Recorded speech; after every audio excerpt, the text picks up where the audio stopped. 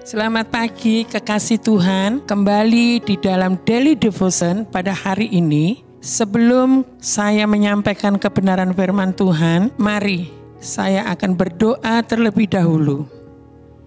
Kita akan sama-sama tundukkan kepala, kita akan berdoa.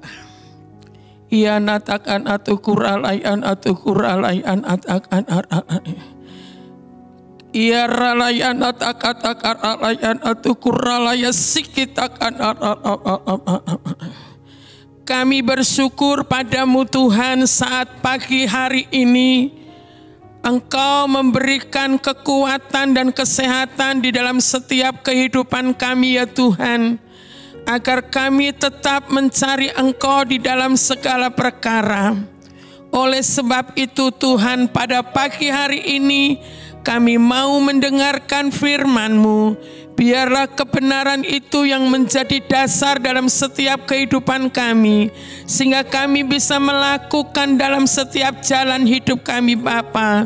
Terima kasih Tuhan, urapi kami hamba-Mu, urapi setiap jemaat-Mu yang mendengarkan pada saat ini, agar berkat yang daripada-Mu Tuhan menjadi bagian dalam hidup mereka, dan mereka mengalami sukacita dan tuntunan yang daripada-Mu.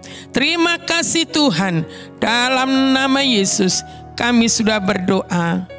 Amin. Kekasih Tuhan, saya bersyukur kepada Tuhan pada saat pagi hari ini Tuhan memberikan kesempatan bagi saya untuk menyampaikan kebenaran Allah.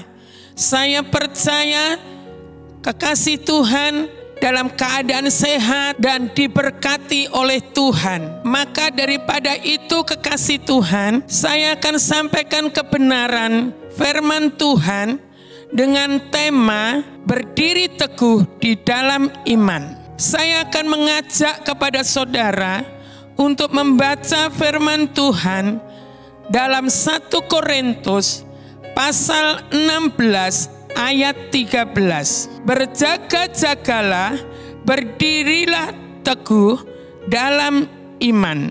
Bersikaplah sebagai laki-laki dan tetap kuat. Kekasih di dalam Tuhan, dari ayat ini kita akan belajar tentang tokoh Alkitab yang memiliki pendirian teguh dalam iman. Di dalam Daniel pasal 3, seorang raja Nebukadnezar, pada saat itu dia berkuasa di dalam negeri kekuasaannya. Nebukadnezar membuat patung atau dewa dengan tujuan agar setiap orang atau rakyat dan setiap pejabat yang ada di negeri itu hidupnya menyembah akan patung atau dewa yang dibuatnya. Di dalam Daniel pasal 3 ayat yang 16 sampai 18 di situ dikatakan, jikalau Allah yang kami sembah melepaskan kami daripadamu, atau jikalau Allah yang kami sembah tidak dapat melepaskan kami, tetapi kami tetap tidak akan menyembah patung yang kau buat. Pada akhirnya Sadrak, Mesak, Abednego dimasukkan di dalam perapian dan panasnya 7 kali dari biasanya. Ketika Sadrak, Mesak, Abednego di dalam perapian, didapati tidak terluka sedikit pun dalam tubuhnya. Karena saudaraku, di dalam diri Sadrak, Mesak, Abednego ada satu roh yang sungguh sangat berkuasa, yang sungguh sangat dahsyat, yang sungguh sangat ajaib. Karena Sadrak, Mesak, Abednego hidupnya takut akan Tuhan. Roh yang ada di dalam hidupnya, Roh Kudus yang berkuasa, yang selalu menuntun, membawa ketiga pribadi ini untuk hidup benar di mata Tuhan, untuk memiliki pendirian yang teguh. Karena itu saudaraku, merupakan sikap hidup Sadrak, Mesak, Abednego. Tidak sedikit pun mereka bertiga gentar, Tidak sedikit pun mereka takut dengan apa yang dihadapi. Kekasih di dalam Tuhan, bagaimana dengan kita orang-orang yang percaya kepada Tuhan? Bagaimana dengan kita orang-orang yang hidup dalam kebenaran firman Allah? 1 Yohanes pasal 4 ayat yang keempat. Kamu berasal dari Allah, anak-anakku, dan kamu telah mengalahkan nabi-nabi palsu. Itu sebabnya roh yang ada di dalam kamu lebih besar daripada roh yang ada di dalam dunia. Dan saya percaya hidup saudara dan saya, hidup Bapak Ibu sekalian, karena kita berasal daripada Allah. Dan saya katakan hidup kita dipenuhi oleh Roh Kudus. Roh Kudus itu yang menguasai hati, pikiran, dan jiwa kita. Sehingga saudaraku, kita mampu menghadapi apa yang terjadi pada saat-saat ini. Saya katakan tidak ada satu roh yang melebihi kekuatannya roh Allah.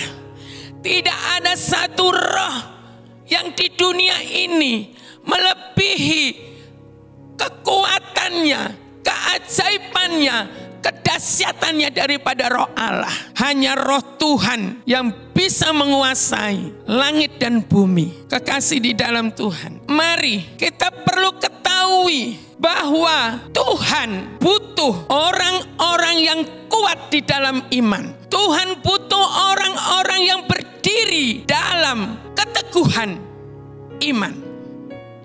Tuhan butuh orang-orang yang memiliki prinsip yang benar di hadapan Tuhan. Siapa itu? Saudara dan saya. Saudara dan saya yang dipersiapkan oleh Tuhan untuk tetap berdiri teguh di dalam iman kepada Tuhan. Kekasih di dalam Tuhan. Apalagi kondisi saat ini membuat kita banyak tekanan, baik dari perekonomian yang tidak bisa dipastikan dan diharapkan. Kalau orang yang tidak bergantung sepenuhnya kepada Tuhan, kalau orang yang hidupnya tidak takut kepada Allah, saya percaya akan terpengaruh di dalam perekonomian saat ini. Karena saya melihat dan mendengar pada saat ini banyak orang yang mengalami kesulitan ekonomi. Bukan hanya itu saudaraku, tetapi dalam hidupnya juga mengalami tekanan di dalam kesehatan. Buktinya saat ini saudaraku, dengan adanya COVID-19, banyak orang yang terpengaruh kesehatannya, banyak orang yang sakit, banyak orang yang menderita, dan tidak hanya kesehatan. Keadaan saat ini juga mempengaruhi pendidikan.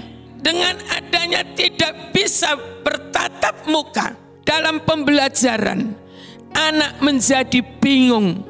Anak tidak bisa terima pelajaran itu, tidak maksimal, tidak konsentrasi untuk menerima semua materi pelajaran itu. Kekasih di dalam Tuhan, semuanya tekanan hidup pada saat ini itu membuat hati itu tidak ada ketenangan, bahkan justru mengalami kecemasan, ketakutan, dan kekhawatiran.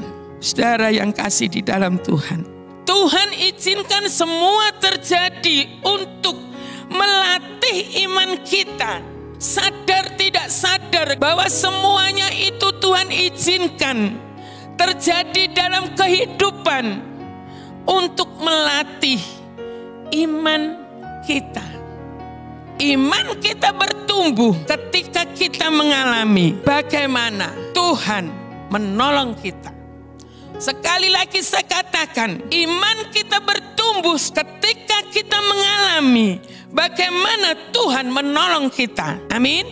Saudaraku yang kasih dalam Tuhan, kalau kita tidak pernah mengalami pertolongan Tuhan, kalau kita tidak pernah mengalami pergumulan yang begitu lama dijawab Tuhan, apa yang kita saksikan? Oleh sebab itu saudaraku yang kasih dalam Tuhan, saya katakan kesulitan yang kita hadapi membuat kita kuat. Saya percaya saudaraku, apapun keadaan kita, mari kita fokus perbaiki diri sendiri, sadar kesalahan dan berubah, dan fokus mencari Tuhan. Tidak peduli dengan kondisi saat ini, pastikan hidup kita benar di mata Tuhan, maka tidak ada yang mustahil bagi Tuhan. Amin. Kita akan berdoa. Kami bersyukur padamu Tuhan, saat pagi hari ini kami sudah mendengarkan firman-Mu. Biarlah kebenaran-Mu ini Tuhan boleh kami lakukan dan membawa hidup kami benar di mata-Mu Tuhan. Berkati setiap jemaat-Mu yang mendengar ataupun yang belum mendengar Tuhan, agar berkat Tuhan melimpah atas hidup mereka dan Engkau mencukupi memimpin langkah mereka. Terima kasih Bapa, dalam nama Yesus Tuhan kami sudah berdoa. Amin. Kekasih Tuhan, demikian Daily Devotion hari ini. Tetap semangat, jaga kesehatan.